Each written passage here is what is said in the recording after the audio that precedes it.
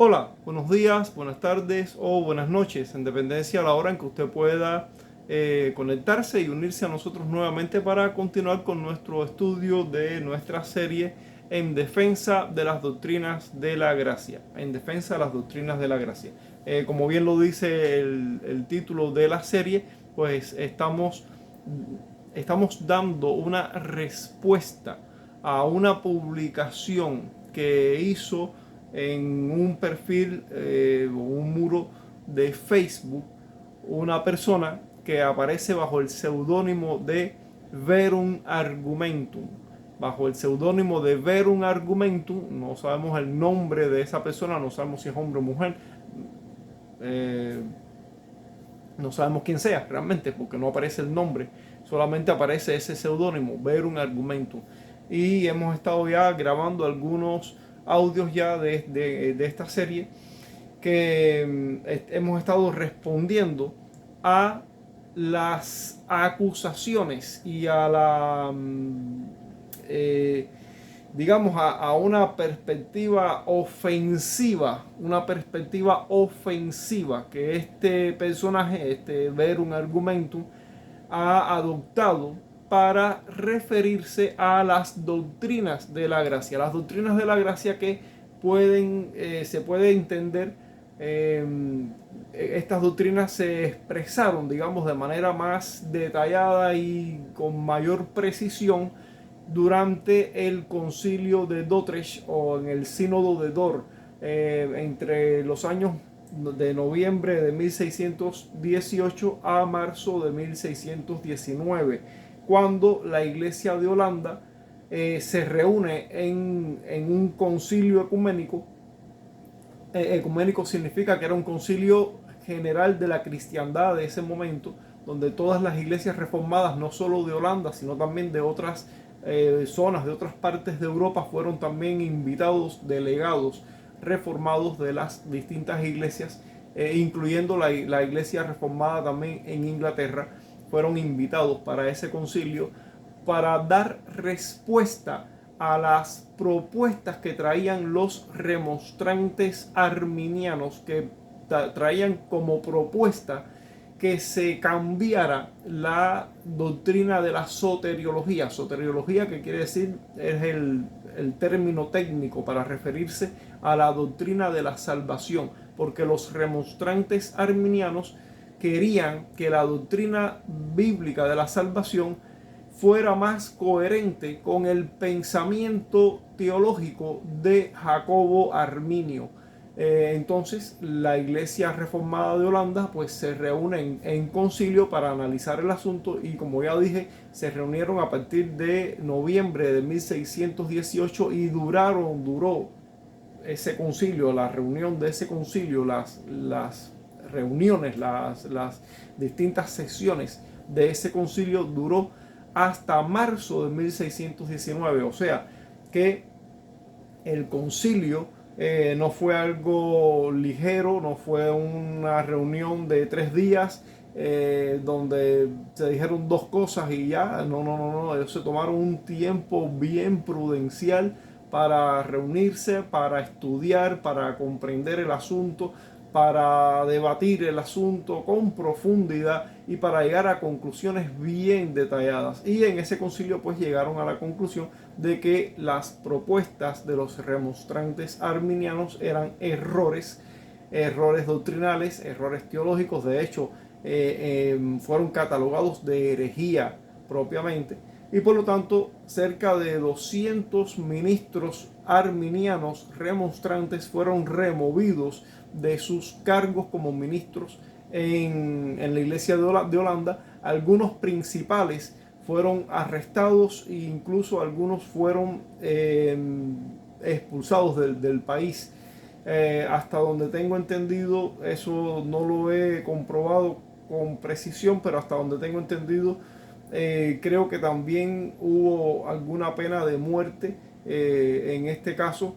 Tenemos que entender algo importante. En el periodo entre los siglos XVI y XVII, lo que era la iglesia y el magisterio o el magistrado civil estaban juntos, estaban unidos. de modo que la herejía era considerada un crimen civil, era considerado como un crimen y lo mismo que robar, que matar, que cualquier otro crimen que se condenaba según las leyes civiles, pues la herejía también estaba contemplada como un crimen que afectaba a la sociedad en general y que en dependencia de la gravedad podría aplicarse pena de muerte. Repito, en ese detalle realmente no estoy del todo claro, pero en cierta ocasión, si mal no recuerdo, leí algo al respecto y tengo ahora mismo, digamos que la vaga memoria de que hubo también alguna pena de muerte aplicada como resultado final de este concilio de Dordrecht. Pero en general, lo más que sí sucedió fue que los ministros pastores de la iglesia de Holanda que estaban vinculados con el pensamiento de Jacobo Arminio, pues fueron removidos de su cargo como ministros de la palabra, como pastores, y muchos fueron pues sencillamente expulsados del país. En fin, no estoy del todo, digamos que empapado, eso tendría que buscar bien esa información. Pero el caso es que en esencia el concilio de Dordrecht sí determinó que la propuesta o las propuestas de los remonstrantes arminianos pues eran errores teológicos, eran una herejía y por lo tanto pues sencillamente no podía asumirse como parte de, de las doctrinas bíblicas para explicar el Evangelio, pues el pensamiento teológico de Jacobo Arminio sencillamente no correspondía, no era coherente con la verdad de las escrituras y por lo tanto no se aplicó ese cambio que querían hacer los arminianos propiamente. Entonces sencillamente la iglesia reformada con su teología calvinista, por decirlo en términos generales, porque recordamos que Juan Calvino lo que hizo fue una sistematización por escrito de estas doctrinas de la Biblia que reagrupó bajo un pensamiento teológico, digamos, por escrito, ¿no? Un trabajo por escrito que fue su obra magna, la institución de la religión cristiana, y con esa obra pues muchas iglesias reformadas de toda Europa pues asumieron estas doctrinas así, este pensamiento teológico como fuente de unidad, como fuente de unidad entre todas las iglesias reformadas, o no todas absolutamente. Recordamos que habían algunos otros grupos o más de un grupo dentro de los reformados, no todos eran calvinistas propiamente. Recordamos que también habían luteranos, habían seguidores de Zwingli, o en fin, habían algún que otro grupo más de reformados, pero en su inmensa mayoría los reformados de Europa asumieron el pensamiento de Juan Calvino como una forma de unidad de las iglesias reformadas, en contraposición con la Iglesia Católica Romana, que era el otro extremo, ¿no? Que era de hecho de donde la iglesia reformada se estaban separando de la iglesia romana. Y dentro de todo ese proceso, pues aparecen también este grupo de personas, los arminianos, y la teología de Jacobo Arminio era en esencia un retroceso de los avances que se habían logrado con las doctrinas reformadas, las doctrinas de la fe reformada. Eran un retroceso que, lejos de separarse de Roma, como que era un intento de acercarse al pensamiento teológico de la Iglesia Católica Romana. Entonces, pues definitivamente fue un intento fallido de los remonstrantes arminianos y por lo tanto fue rechazado completamente después de una larga deliberación, porque recordamos, como repito otra vez, el concilio no duró 2 días, no duró un fin de semana. Se reunieron desde noviembre de 1618 hasta marzo de 1619, o sea, que se tomaron tiempo suficiente para debatir todos estos asuntos, para profundizar, para estudiar, para comprenderlo todo, y definitivamente llegaron a conclusiones que las propuestas de los remonstrantes arminianos sencillamente eran errores que no podían ser asumidos. Ahora, estamos tratando en este caso de hoy propiamente un punto específico que en nuestras respuestas, estamos tratando en la respuesta que hoy vamos a dar en nuestra grabación, un punto específico con el que vamos a responder a algo que escribió este Verum Argumentum en su muro de Facebook, en uno de sus párrafos. En uno de sus párrafos, él escribe un detalle que hoy vamos a analizar eso más profundamente. El detalle tiene que ver con el hecho de que Verum Argumentum dice que las doctrinas de la gracia, las doctrinas que se recogen en el Concilio de Dordrecht,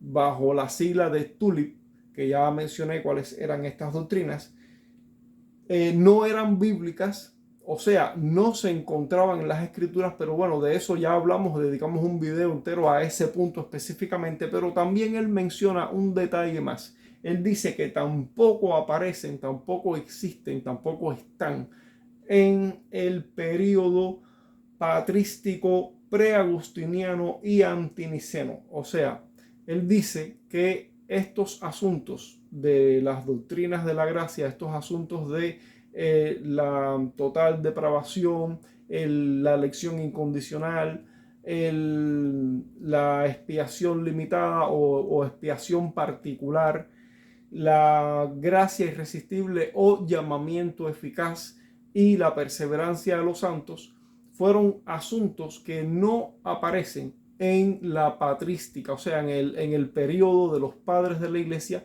desde el siglo II hasta el siglo IV. En ese periodo como que no aparecen estas doctrinas desarrolladas por los padres de la iglesia. De esto también ya hablamos un poco, pero bueno, no habíamos dedicado, como decir, un tiempo completo, ¿no? Un video completo a este detalle, a este aspecto. Hoy lo vamos a hacer. Pero sí dimos algunos vestigios, sí dijimos algo al respecto, y ya habíamos dicho en videos anteriores que ciertamente estas doctrinas no aparecen desarrolladas en toda su expresión, en toda la magnitud de todos sus detalles, como es expresada, como sí aparecen en los cánones del Concilio de Dort o Concilio de Dordrecht, porque en el Concilio de Dordrecht este fue un asunto que se llevó sobre la mesa, fue un asunto que se trajo para ser analizado propiamente, fue un problema propiamente de ese momento que la iglesia tuvo que atender. Fue un problema que se presentó propiamente en ese tiempo y la iglesia como tal pues tuvo que reunirse para atender ese problema en particular. Pero durante el periodo patrístico ese no fue un problema que apareciera en la iglesia, no fue un problema, digamos, mayor, no fue una situación que se diera y que la iglesia tuviera que sentarse a arreglar eso, a especificar esos detalles. O sea, no fue un asunto que la iglesia hubiera tenido que atender propiamente en el periodo patrístico. Por eso es que los padres de la iglesia no desarrollaron propiamente estas doctrinas de manera, digamos, detallada con toda la abundancia de material bíblico, de explicaciones, en fin, no sucede así porque en ese periodo de la historia de la iglesia ese asunto no fue algo que estuviera atentando contra la salud o la unidad de la iglesia. Por lo tanto, los padres de la iglesia sencillamente pues no dedicaron grandes esfuerzos, digamos, a ese tipo de asuntos porque no lo requería en ese momento. Pero sí dejaron algunos vestigios propiamente que tienen que ver en parte con estas doctrinas de la gracia, quizás no con todas, pero con algunas de ellas. Y hoy vamos a ver un poco de este asunto. Ahora, habíamos dicho también que los padres de la iglesia en ese periodo también enfrentaron otros problemas con otras herejías que sí estaban atentando contra la iglesia en ese momento, y que los padres de la iglesia se vieron en la obligación, en la necesidad de atender a esas otras cuestiones, a esos otros problemas, y por lo tanto sencillamente no dedicaron tiempo a asuntos que no eran prioritarios en ese momento. Así que asumir como hace ver un argumento, porque aquí lo que estamos tratando, a ver si yo me logro hacer entender bien, lo que estamos tratando es de dar una respuesta, porque ver un argumento nos está diciendo que las doctrinas de la gracia no son bíblicas, que no se encuentran en las escrituras. Ya de eso sí tratamos un video completamente, y como parte de las razones que él nos da para defender y para apoyar y explicar por qué en su opinión estas doctrinas no son bíblicas, es que no aparecen en el periodo patrístico. Ahora, hay una cuestión que hay que entender. El hecho de que durante el periodo patrístico los padres de la iglesia no hayan atendido este asunto directamente no significa que las doctrinas no sean bíblicas, porque como ya vimos y lo vimos en un video ya anterior en la serie, que dedicamos un video completo para demostrar que estas doctrinas son bíblicas, y por supuesto, claro que están en las escrituras, porque si no estuvieran en las escrituras no pudiéramos decir que son bíblicas. Son bíblicas y por lo tanto sí se encuentran en las escrituras, y buscamos pasajes, todos los pasajes, bueno, no todos los pasajes para cada una de las doctrinas, pero sí todos los pasajes necesarios para cada uno de los 5 puntos de estas doctrinas de la gracia, para demostrar que son bíblicas y que sí están en las escrituras. Pero tenemos que entender otra cosa, y es que el hecho de que no aparecieran detalladamente en el periodo patrístico no significa que las doctrinas no sean bíblicas. Son bíblicas y sí están en la escritura. Que los padres de la iglesia no la trataron en todos sus detalles, no lo hicieron porque no era una necesidad de la iglesia en ese momento, porque la iglesia sí tenía otras necesidades, sí tenía otros problemas, sí estaban enfrentando otras situaciones en ese momento, y era prioritario atender a esas otras situaciones, a esos otros problemas, a esos otras cuestiones de herejías y de problemas graves como persecución del Imperio Romano también, que la iglesia estaba enfrentando en ese periodo. Y por lo tanto, pues los padres de la iglesia dedicaron todos sus esfuerzos, dedicaron lo mejor de ellos para atender las cuestiones que eran prioritariamente necesarias en ese momento. El hecho de que ellos no atendieran este otro asunto de manera detallada no es para nada una razón, no es una demostración de que tales doctrinas no sean verdaderas, que no sean bíblicas y que no correspondan con el Evangelio. Eso es lo que ver un argumento está haciendo con esto, es queriendo forzar como si fuera una prueba, como si fuera algo, una demostración de que si no aparecen en el periodo patrístico ampliamente abordadas y desarrolladas, pues entonces no es verdad, entonces no es cierto. Por favor, eso es otra tontería más de ver un argumento, y lo digo así con todas sus letras, así, no es mi intención, y ya esto lo he dicho otras veces, no es mi intención hacer como tal una ofensa de nadie, pero sí aclaro con todas sus letras que hay cosas que son necedad y cosas que son tontería, y lo estamos viendo aquí claramente. Esto es una necedad y una tontería, pero además es malicioso, porque querer convencer a la cristiandad moderna de que rechacen las doctrinas de la gracia, porque según la opinión de él, estas doctrinas, si no están desarrolladas en el periodo patrístico, entonces no pueden ser verdad. Eso no es una razón verdadera.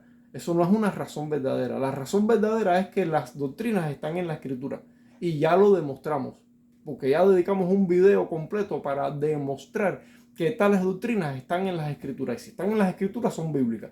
Por lo tanto, el hecho de que los padres no hayan desarrollado en su pensamiento y en su momento histórico estas doctrinas, no lo hicieron porque ellos tenían otros problemas, otros asuntos que tuvieron que atender como prioridad, como necesidad prioritaria, y por lo tanto no desarrollaron estas doctrinas de manera abundante, porque no era lo necesario en ese momento. Además, porque ese asunto no era un problema para la iglesia en ese momento. La iglesia tenía verdaderos, graves problemas en ese momento que tenía que atender, y la iglesia atendió lo que tenía que atender como prioridad en su momento, y este asunto no era un asunto prioritario al que hubiera que dedicarle tiempo en ese momento. Por lo tanto, asumir que si no están ampliamente desarrolladas en el periodo patrístico temprano, entonces tales doctrinas no son bíblicas y no son verdaderas, eso es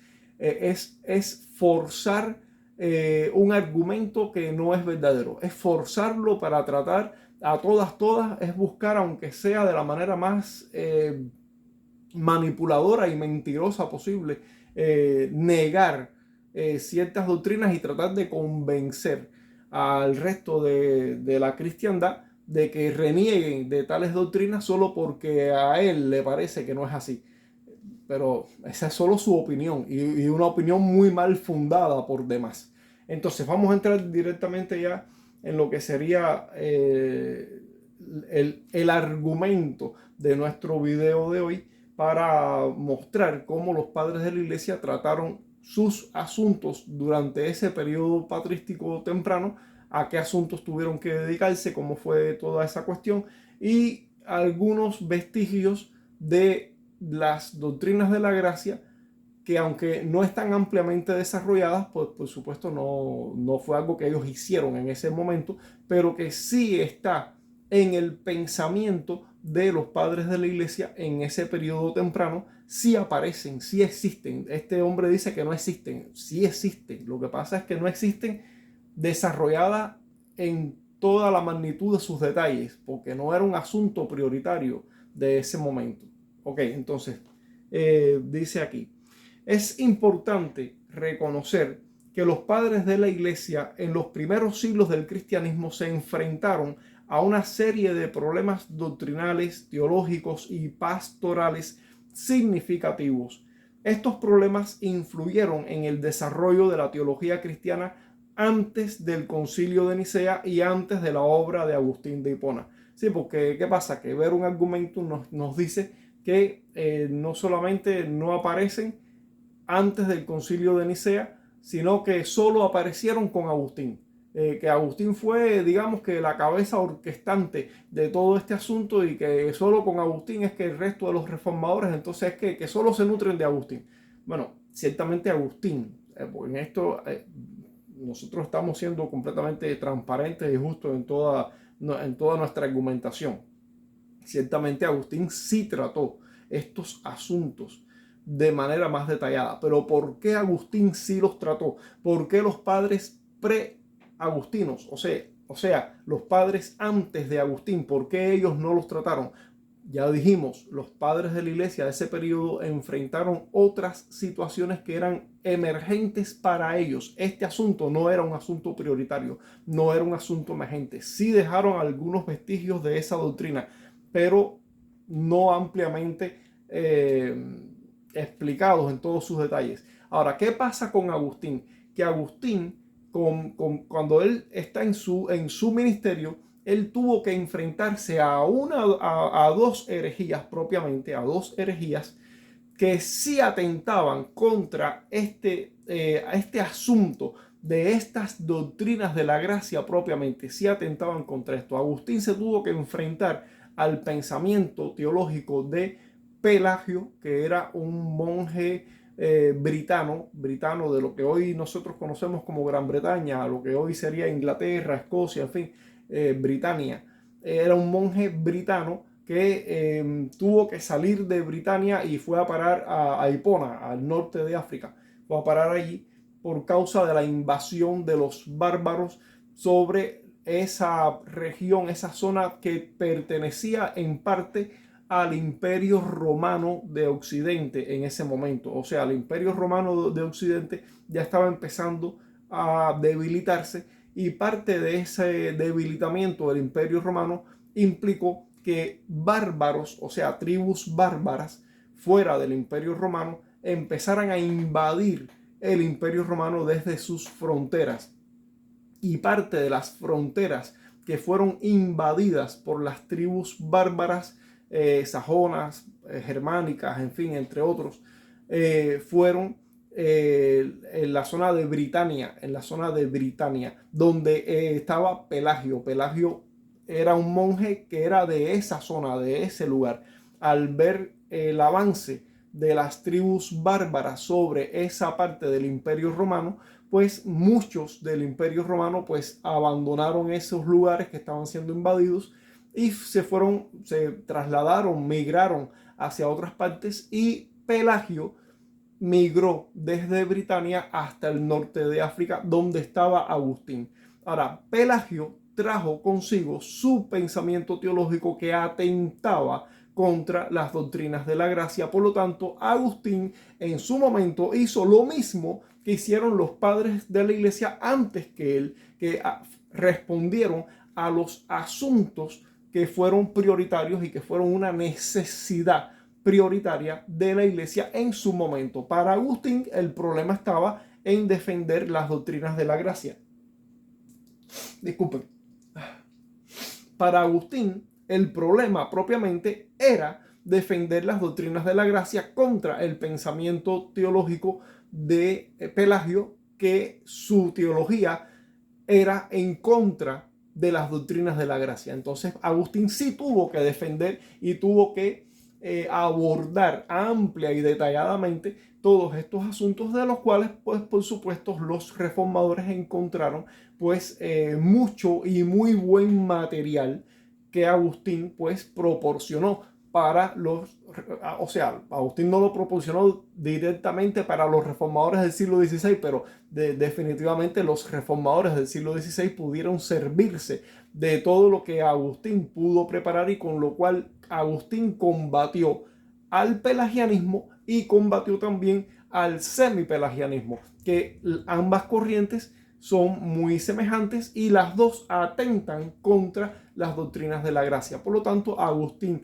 haciendo lo mismo que hicieron los padres de la iglesia antes que él, pues respondió al asunto que era la prioridad y la necesidad de su tiempo y de su momento. Los otros padres de la iglesia hicieron lo mismo que Agustín, pero con otros asuntos que eran la necesidad y la prioridad de esos momentos. Entonces no podemos culpar a los padres de la iglesia preagustinos de que no abordaron estos temas, y no podemos asumir que porque no los abordaron ampliamente, no es que no los hayan abordado, lo abordaron, pero no amplia y detalladamente. Pero el hecho de que no lo hayan hecho así no significa, de ninguna manera, no significa que estas doctrinas no sean doctrinas bíblicas y no sean doctrinas escriturales y no sean doctrinas verdaderas, doctrinas del evangelio. Sí lo son, solamente que cada padre de la iglesia en su momento pues atendió los asuntos que eran prioritarios y necesarios para su momento, y este asunto no era un problema prioritario para los padres de la iglesia antes de Agustín. Por eso es que los padres de la iglesia no los trataron abundante y detalladamente. Pero ¿qué está diciendo ver un argumento? Que si ellos no los trataron, entonces no son doctrinas verdaderas. Por favor, eso, un poquito de inteligencia, que parece que a ver un argumento le falta un poco de eso. Bueno, dice, es importante reconocer que los padres de la iglesia en los primeros siglos del cristianismo enfrentaron una serie de problemas doctrinales, teológicos y pastorales significativos. Estos problemas influyeron en el desarrollo de la teología cristiana antes del Concilio de Nicea y antes de la obra de Agustín de Hipona. Ahora, a continuación vamos a ver un resumen de los principales asuntos doctrinales y teológicos que trataron los padres de la iglesia en ese periodo temprano antes de Agustín y antes del Concilio de Nicea. En primer lugar se encuentra el tema de la naturaleza de Cristo y la Trinidad. Uno de los temas más fundamentales debatidos en los primeros siglos de la cristiandad fue la naturaleza de Cristo y su relación con Dios el Padre, lo cual se vinculaba a la comprensión de la Trinidad. La cristología en los tiempos de los primeros siglos de la iglesia, pues hubo grandes discusiones sobre quién era Jesús. O sea, la cristología fue un tema principal, un tema fundamental de ese primer periodo, de ese periodo temprano de la iglesia primitiva o de la iglesia en el periodo patrístico temprano. ¿Quién era Jesús? Las primeras comunidades cristianas tuvieron que lidiar con la pregunta de si Jesús era completamente humano y completamente divino, y cómo ambas naturalezas coexisten en una sola persona. Este debate fue central en la obra de los padres apostólicos y de figuras claves como Ireneo de León y Tertuliano. O sea, que este fue un asunto que tuvieron que enfrentar los padres de la iglesia en ese periodo inicial. Otro asunto fue el docetismo. Algunos grupos como los docetas enseñaban que Cristo solo tenía apariencia, pero no era verdaderamente humano. Tenía apariencia de ser humano, pero no era verdaderamente humano. O sea, ellos negaban la humanidad de Cristo. El arrianismo entonces pues fue el punto de vista arbitrariamente opuesto. Negaba la deidad de Cristo, afirmaba la humanidad de Cristo, aunque Arrio creía que Cristo era un ser creado, o sea, el primer ser creado por Dios, que era hijo de Dios en ese sentido de ser el primer ser creado, que a partir de este ser creado, primer ser creado, que sería Jesús, se completó el resto de la creación. Arrio no afirmó categóricamente que Jesús fuera un ángel, pero eso se quedó como que ahí en la nebulosa. Él usó una terminología en griego para decir que Jesús era semejante a Dios, pero no igual a Dios. Arrio decía que Jesús era homoousios con Dios. Y en el debate, en el concilio de Nicea, pues se declaró que Jesús era igual, consustancialmente igual con el Padre. Y por lo tanto, pues a Arrio se declara como hereje en ese momento. Pero fueron los asuntos que tuvieron que tratar los padres de la iglesia en ese periodo inicial. El sabelianismo o modalismo fue otro asunto que tuvieron que tratar los padres de la iglesia en ese primer periodo o en ese periodo temprano. Una herejía que se discutió también ampliamente, que fue conocida como modalismo, que veía a Dios como una persona, o sea, como solo una persona, no como una trinidad, sino como una sola persona que en determinados momentos se manifestaba de un modo distinto y de otro modo o de otro modo. Por eso la palabra modalismo, por los modos. O sea, el modalismo decía que en cierto momento Dios se manifestaba a modo de padre, en cierto momento se manifestaba a modo de hijo, en cierto momento se manifestaba a modo del Espíritu Santo, o sea, en diferentes modos o maneras. Y por eso se llama modalismo. Eso fue otra herejía que la iglesia temprana, el periodo patrístico temprano, pues tuvo que atender. Otro asunto fue el tema de la divinidad del Espíritu Santo. Otro tema de importancia fundamental de ese periodo fue la divinidad del Espíritu Santo. Algunos grupos discutían si el Espíritu Santo tenía una naturaleza divina igual al Padre y al Hijo, o si era simplemente un agente como un poder de Dios, con características propias que proceden de Dios, pero que no era Dios propiamente. Había esa discusión también. El concilio de Nicea en el año 325 trató parcialmente este asunto, porque la cristología fue el asunto fundamental que trató el concilio de Nicea, pero sí trató el tema de la divinidad del Espíritu Santo, pero lo hizo parcialmente, solo un poco. Pero la afirmación plena de la divinidad del Espíritu Santo como consustancial con el Padre y con el Hijo quedó definida en el Concilio de Constantinopla en el año 381 después de Cristo. O sea, que en el Concilio de Nicea se trató ese asunto de la divinidad del Espíritu, pero solo parcialmente. La naturaleza de la iglesia y su autoridad. Los primeros padres también se enfrentaron a problemas sobre la autoridad de la iglesia y su relación con las escrituras. Autoridad apostólica, había discusiones sobre cuál debía ser la fuente de la autoridad en la iglesia. Algunos defendían la autoridad del papado, algunos defendían el papado, sobre todo la iglesia en Roma, que ya para esa época tenía un santo pontífice, un sumo pontífice, ya había empezado a aparecer esa figura que llegaría a ser después una figura negativa, pero en ese momento estaba apareciendo y ya la iglesia de Roma propiamente estaba empezando a ver en el papado como una fuente de autoridad, mientras que otros enfatizaban la autoridad colectiva de los concilios y las escrituras. La escritura y la tradición. Surgieron debates sobre si la tradición apostólica que era transmitida oralmente o las escrituras, la Biblia, tenían la misma autoridad o la autoridad última. Este tema sería uno de los puntos de discusión entre la Iglesia Católica y la Reforma Protestante, pues siglos después. Pero ya en los primeros siglos vimos que este tema también tuvo su lugar, tuvo su momento de tensión también. El problema del gnosticismo y otras herejías.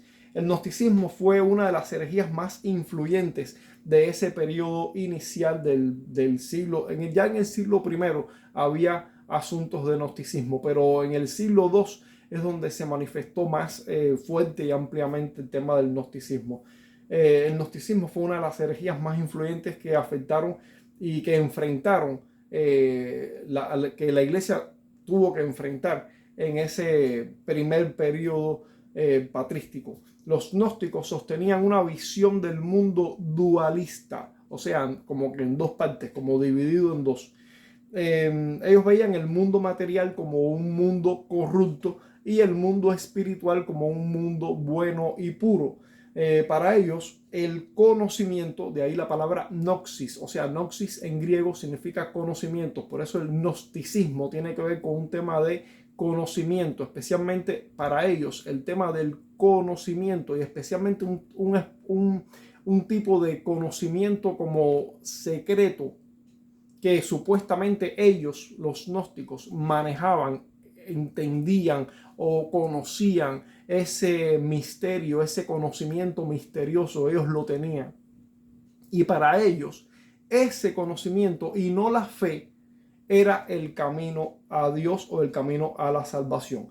Ireneo de León y Tertuliano fueron dos de los principales defensores contra el gnosticismo. Ireneo, en su obra Contra las herejías, argumentó fuertemente contra estas ideas, así las ideas del gnosticismo, defendiendo la creación material como algo bueno. O sea, cuando Dios crea todo, en un principio vemos que Dios dice en su palabra, en el libro de Génesis, y he aquí todo era bueno en gran manera. O sea, cuando Dios creó la creación material no era un mundo malo y corrupto.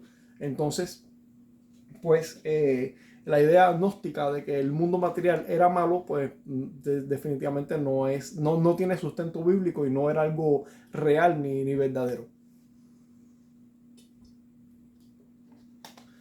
Ajá.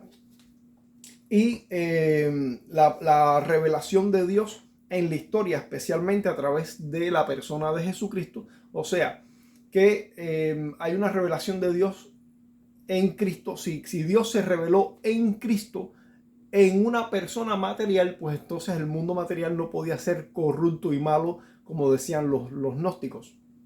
Sabemos que el pecado entró en la carne del hombre y eso trajo corrupción al mundo.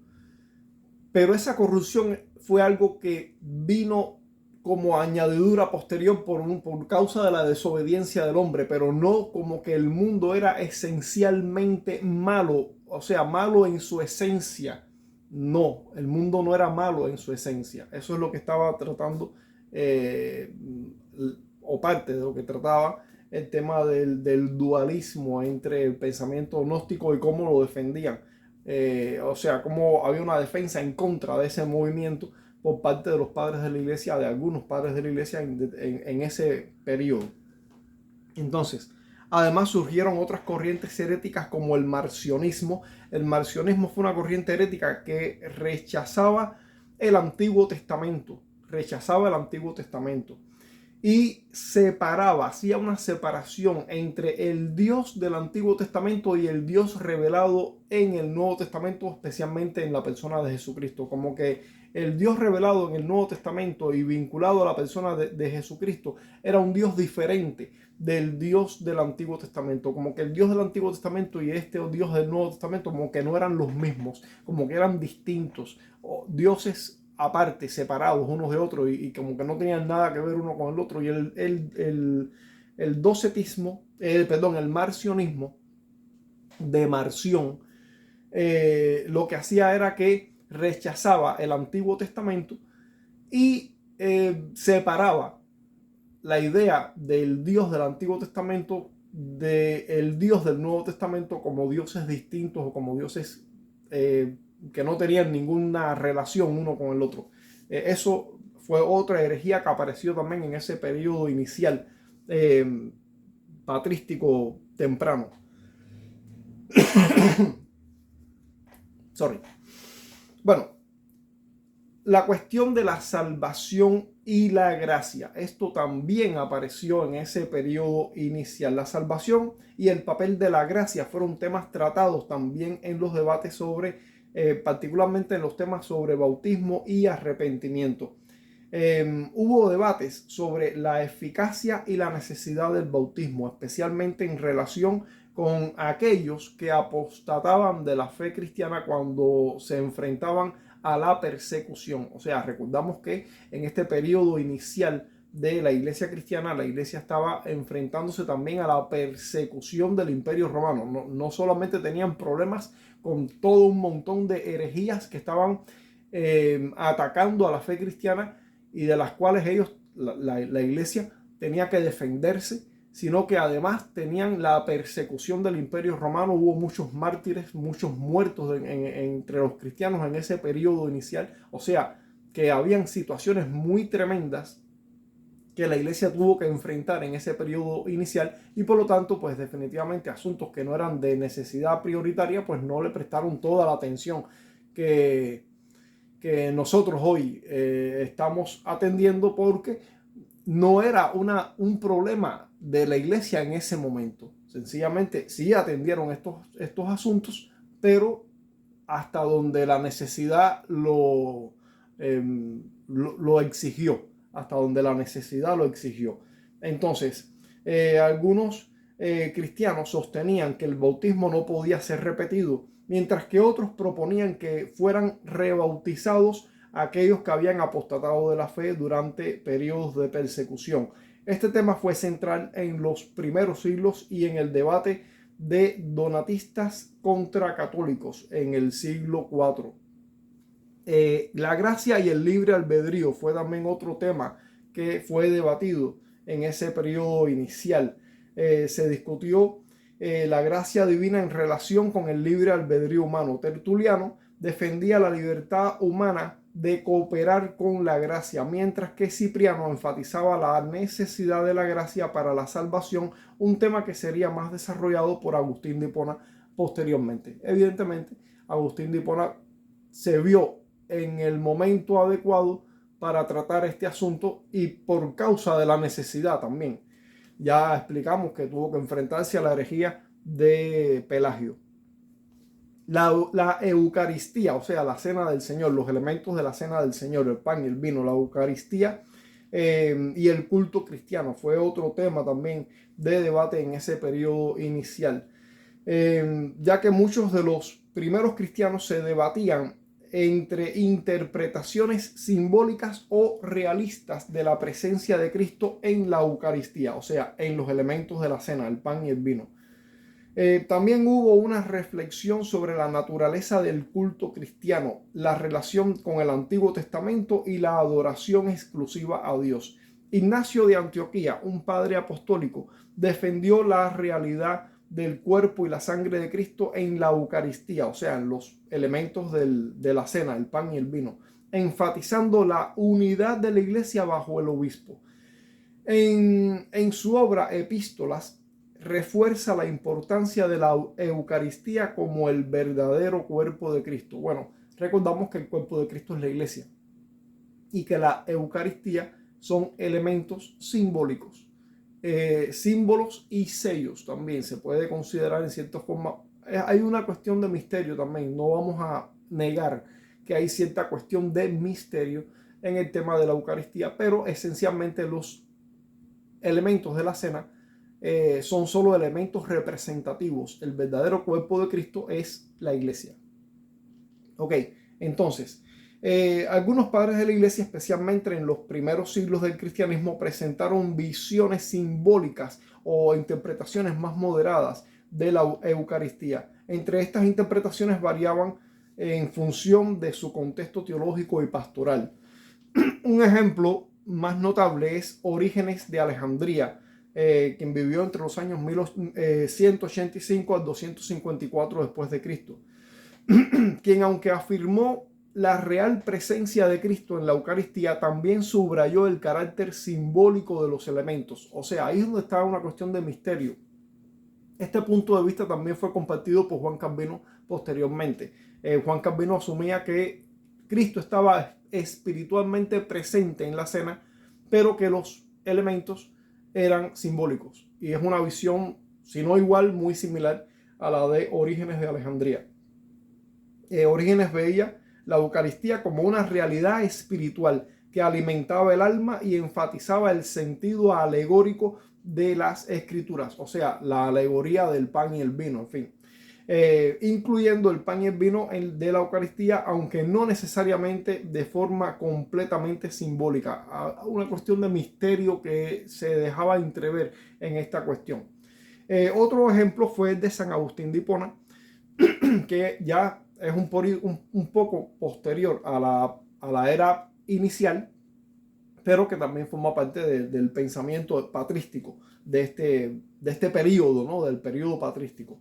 Quien aunque profundamente devoto de la Eucaristía, también presentó una interpretación simbólica en algunos pasajes, como por ejemplo en su obra Contra los Maniqueos. Y este es un tema interesante porque en cierto momento de su vida, Agustín de Hipona estuvo vinculado con los maniqueos, o sea, él fue parte de ese movimiento, pero cuando conoció el cristianismo, conoció las doctrinas del cristianismo y entendió perfectamente la doctrina cristiana y ya conocía la doctrina de los maniqueos, él desechó a los maniqueos y se volvió completamente a la doctrina cristiana.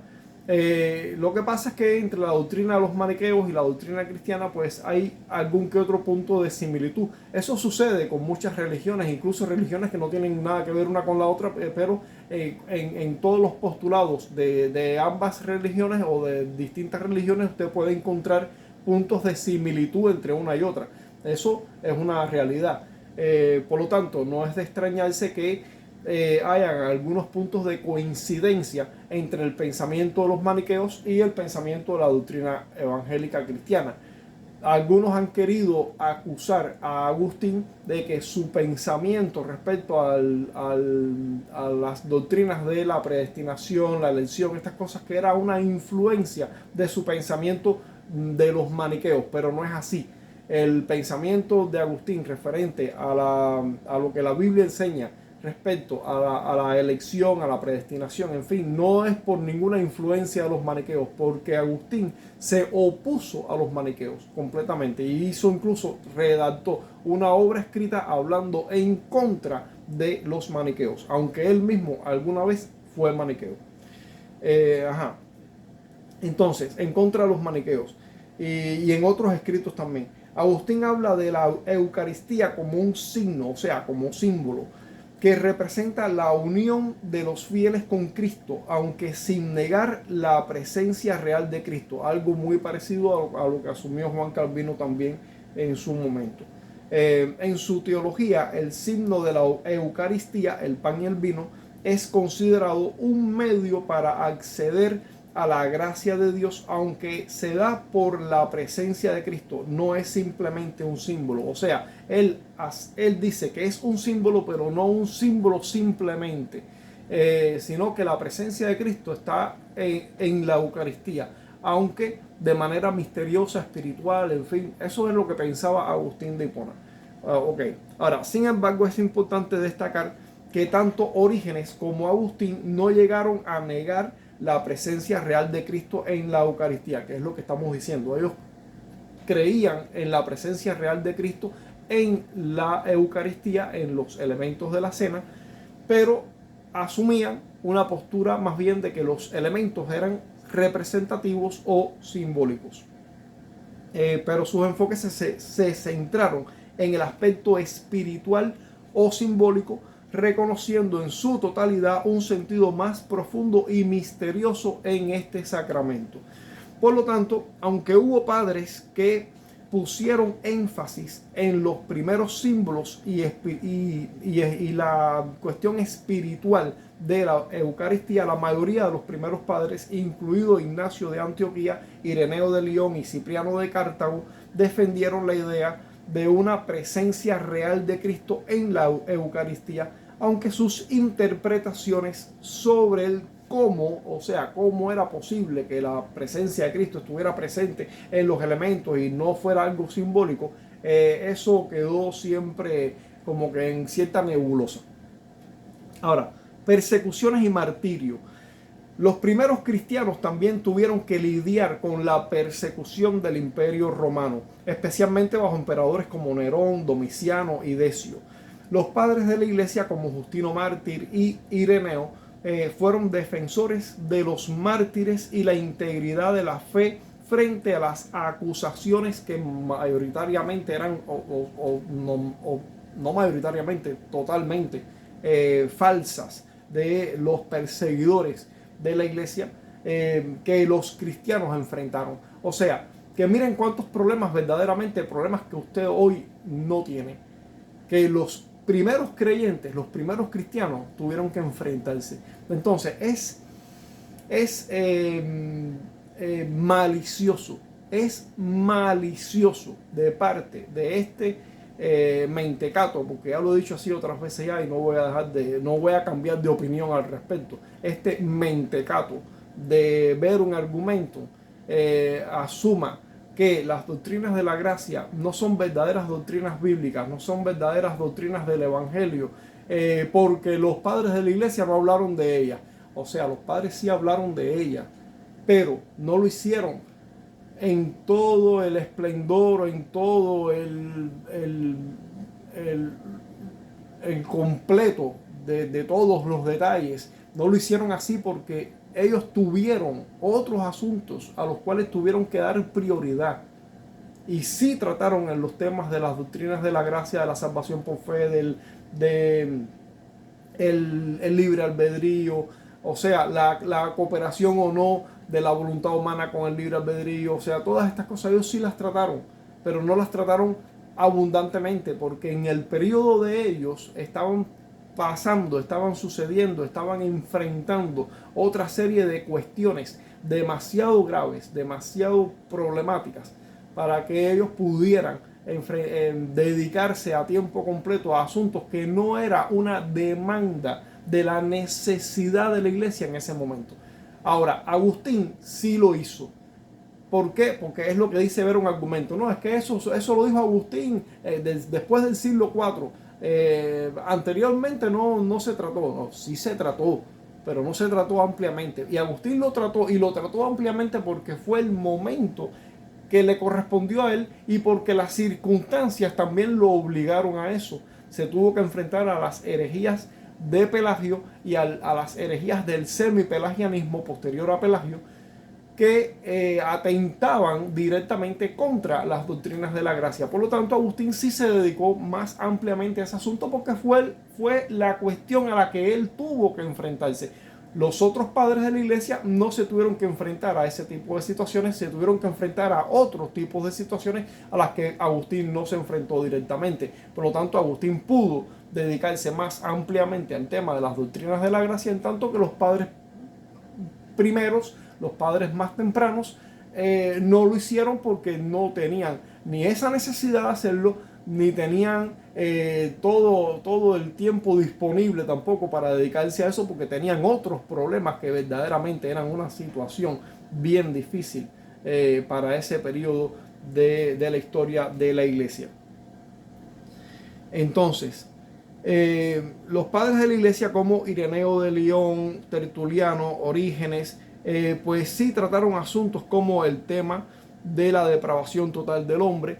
No lo hicieron ampliamente, pero sí tocaron este asunto, sobre todo enfatizando en la soberanía de Dios sobre la elección incondicional. No lo hicieron de manera abundante, pero sí trataron este tema. Ireneo menciona a que Dios en su soberanía determina el destino de los hombres, pero sin dar demasiados detalles sobre una elección incondicional. Como vemos, no fue un tema tratado ampliamente, pero sí fue un tema tratado. Clemente de Roma, Ignacio de Antioquía hablan de la soberanía de Dios en la salvación, pero la doctrina de la elección incondicional, tal como se entiende en el calvinismo, no se encuentra explícitamente en sus escritos. Evidentemente no fue un tema al que ellos dedicaron todos sus esfuerzos, porque no estaban en condiciones tampoco de hacer eso. Agustín de Hipona, sin embargo, sí aborda con mucha mayor claridad y con mucho mayor detalle estos asuntos, pero lo hace precisamente porque estaba en las condiciones idóneas para tratar estos asuntos. En cuanto al tema de la expiación limitada, Ireneo y Hipólito de Roma pues también tratan este asunto, discuten la obra redentora de Cristo en términos un poco más generales, y Ireneo habla de la salvación universal.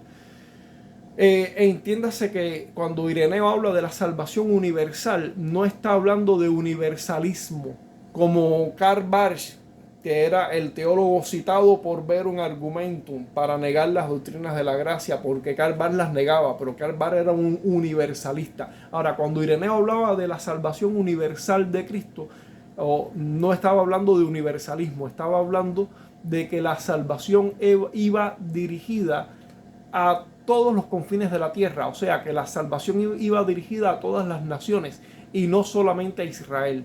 A eso se refería Ireneo de León, que la salvación era para todas las personas del mundo en general, no que Cristo fuera a salvar a todas las personas, sino que la salvación iba dirigida a personas del mundo entero. En ese sentido era universal. En cuanto a la gracia irresistible, también Ireneo y Orígenes tratan el asunto de la gracia, que Dios capacita por su gracia a las personas para seguir a Cristo. Orígenes influyó mucho en el pensamiento teológico primitivo, también señala que la gracia de Dios es esencial para la salvación. Por supuesto, Agustín de Hipona es el que desarrolla mayormente este asunto. Él entiende que la gracia de Dios, en el momento en que Dios llama para salvación, pues esa gracia no puede ser rechazada, y trata de eso en su libro sobre la gracia y el libre albedrío. En cuanto a la perseverancia de los santos, nuevamente Ireneo y Clemente de Roma y también Orígenes pues afirman el asunto de que el creyente debe perseverar en la fe. Orígenes también afirma la necesidad de la perseverancia, aunque también lo mezcla un poco con el tema del libre albedrío, y Orígenes particularmente trata el tema de la posibilidad de caer de la gracia. O sea, Orígenes fue un poco más al contrario en este sentido, en el tema de la gracia, de la perseverancia de los santos, pero como claro, hubo diferencias entre algunos padres de la iglesia. O sea, todos los padres de la iglesia no siempre pensaron igual, no todos los padres de la iglesia siempre estuvieron totalmente de acuerdo en todas las cosas, eso es evidente, pero sí trataron los asuntos, sí trataron estos temas de las doctrinas de la gracia, sí lo hicieron, pero lo hicieron de una manera menos abundante, menos detallada, porque, repito, ellos estaban en un periodo histórico que estaban enfrentando otras cantidades de otros problemas, como otras cantidades de herejías que estaban afectando a la iglesia, más la persecución del Imperio Romano, que no fue una persecución mantenida totalmente, permanentemente. Hubo periodos de paz, periodos de tolerancia, pero eventualmente esa persecución salía y volvía a salir y volvía a salir. Entonces la iglesia primitiva, esa iglesia de los primeros siglos del cristianismo, pues se vio sometida a ese tipo de situaciones, y por lo tanto eran situaciones muy extremas, situaciones muy difíciles, y los padres de la iglesia que vivieron en ese periodo inicial pues trataron los asuntos que eran de prioridad para la iglesia en ese momento. Agustín de Hipona, un poco después, cuando ya el Imperio Romano estaba un poco como que más cristianizado después de Constantino, pues simplemente hubo una mayor facilidad para dedicarse a estos asuntos, y la situación de enfrentarse a la herejía pelagiana y a la herejía semipelagiana fue lo que le dio a Agustín de Hipona el entorno para debatir estos asuntos con mayor profundidad, con mayor detalle. En tanto que los padres de la iglesia más tempranos pues tuvieron que debatir otros asuntos que Agustín no debatió. Agustín aprovechó lo que ya habían hecho los padres anteriores sobre los asuntos que aparecieron en la iglesia en esos periodos anteriores. Pero a él propiamente fue que le correspondió, porque le tocó a él atender este asunto de las doctrinas de la gracia. Es por eso que Agustín es el que desarrolla estas doctrinas de manera más amplia y abundante. Pero repetimos, ver un argumento en su publicación nos está diciendo que estas doctrinas del Tuli, que no fueron, no se encontraban, que él dice no se encuentran en las escrituras, lo cual es falso, y ya demostramos que es falso porque hicimos un video dedicado completamente a ver cómo las escrituras demuestran las doctrinas de la gracia. Y también dice que no se encontraron en el periodo patrístico pre-niceno y antes de Agustín. Sí se encontraron, pero no ampliamente y abarcadoramente detalladas, porque no eran la situación que la iglesia estaba necesitada de ese asunto. Estaban necesitados de otros asuntos, por lo tanto dedicaron su atención y sus esfuerzos a asuntos que eran prioritarios para ese periodo. Pero Agustín sí pudo enfrentarse y dedicarse al desarrollo de las doctrinas de la gracia, porque fue propicio para él en su momento, y a él le correspondió ese papel, digámoslo así, ese ministerio de dejar un legado sobre el tema de las doctrinas de la gracia, que fue muy bien aprovechado por los reformadores del siglo XVI, Martín Lutero, Ulrico Zwinglio, Juan Calvino y otros más que también, por amor al tiempo, ahora no podemos hacer una lista mayor de todos estos reformadores de ese periodo, pero que también participaron, aunque bueno, las mentes principales fueron estas tres: Ulrico Zwinglio, Martín Lutero y Juan Calvino. Entonces, vamos a dejar nuestro video aquí porque ya estamos ya en hora realmente de terminarlo, y damos gracias a Dios porque tenemos el testimonio de las escrituras confirmado, porque tenemos el testimonio de la historia y de los padres de la iglesia confirmado, y que porque podemos demostrarle a estos mentecatos que no entienden nada de lo que están publicando y que están confundiendo a los creyentes y engañando a la iglesia con sus malas publicaciones, le estamos mostrando que toda su publicación es un error, es una falsedad, es una manipulación engañosa y maliciosa, y por lo tanto le exhortamos a ustedes que escuchan este material que no se dejen engañar sencillamente porque encuentren una publicación como la de Ver un Argumentum, que todo lo que dice es una manipulación torpe y burda y mentirosa de los verdaderos hechos, tanto de la Biblia como de la historia del cristianismo. Dios les bendiga y nos vemos en un siguiente video donde vamos a tratar ya el último párrafo de el contenido de la publicación de Verum Argumentum, donde él trata otros detalles más, ¿no?, respecto a su negación de las doctrinas de la gracia, y emplea también el testimonio de otras personas que también las vamos a ver. Especialmente vamos a ver el tema de un señor llamado Jonathan Ramos, y que él es conferencista, político, teólogo, en fin. Y vamos a ver otro más que se llama John Rice, que también negó, en el caso de John Rice, negó las doctrinas de la gracia, y el caso de este filósofo, apologista y político, Jonathan Ramos, que Verum Argumentum hace con este hombre lo mismo que hizo con el primero que citó, que era Jared Wilson. A Jared Wilson, Verum Argumentum lo cita como negando lo bueno de las doctrinas de la gracia, y ahora hace lo mismo con Jonathan Ramos, pero son testimonios manipulados. Testimonios manipulados. Lo vimos en el caso de Jared Wilson y lo vamos a ver ahora también en el caso de Jonathan Ramos. Y por último, el caso de John Rice, que según este hombre, el calvinismo y las doctrinas de la gracia son como doctrinas antibíblicas. Pero vamos a ver quién era este John Rice también. Como mismo vimos, el otro referente, que era Karl Barth, que usa Verum Argumentum para apoyar su negativa a las doctrinas de la gracia, y usa el testimonio de Karl Barth, siendo Karl Barth un neoliberal adúltero, un teólogo pernicioso, en fin.